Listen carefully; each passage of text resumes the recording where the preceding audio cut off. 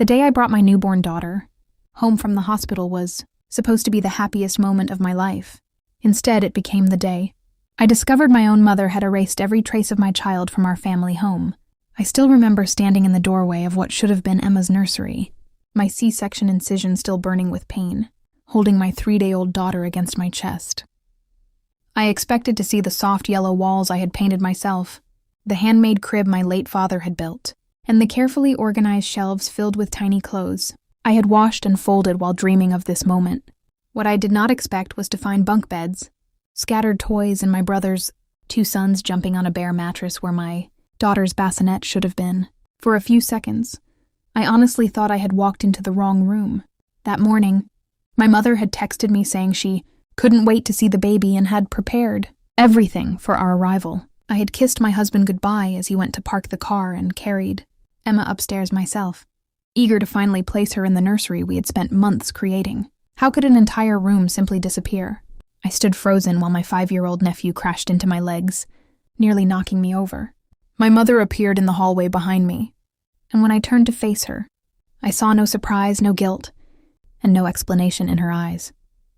She simply smiled and said, "Oh good, you're home. The boys needed a place to stay, and this room wasn't being used anyway. You can keep the baby in your bedroom." In that single moment, I realized the woman who raised me had been planning this erasure for weeks.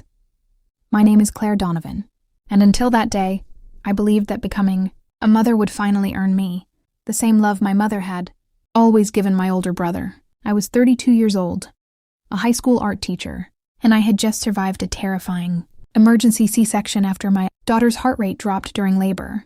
My husband Kyle was self-employed, working endless hours to support our growing family, and we had been living temporarily in my childhood home while saving money for our own place. My father had passed away 8 months earlier from a sudden heart attack, and in my grief, I convinced myself that staying close to my mother would help both of us heal. For years, I had watched her pour every ounce of her attention, money, and pride into my brother, Derek. He received the college fund while I took out loans. He got the new car while I borrowed hers. He was celebrated for every minor achievement while my accomplishments were met with polite nods. But I told myself things would be different once I had a child. Surely my mother would love her granddaughter the way she had never quite loved me.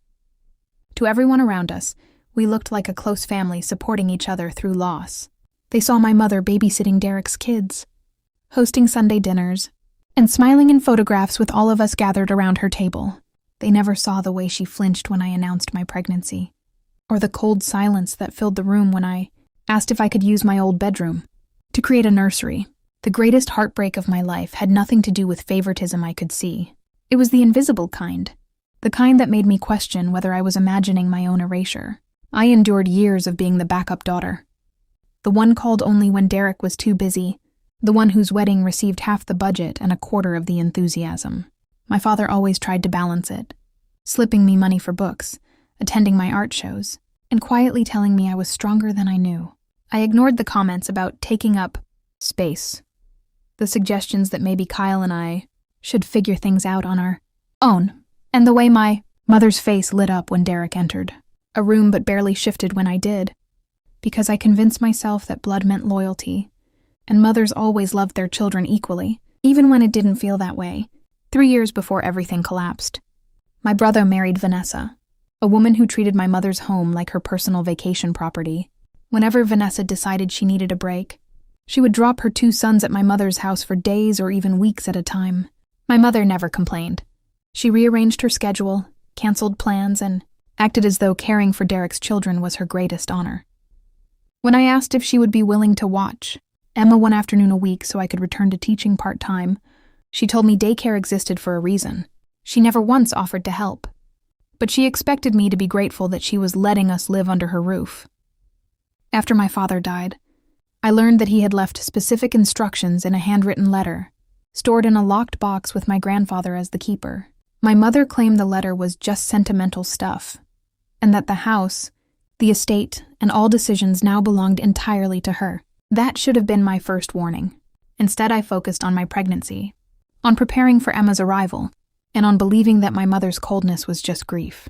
As I stood in that destroyed nursery, holding my newborn and trembling with pain and disbelief, Horrifying memories suddenly came rushing back.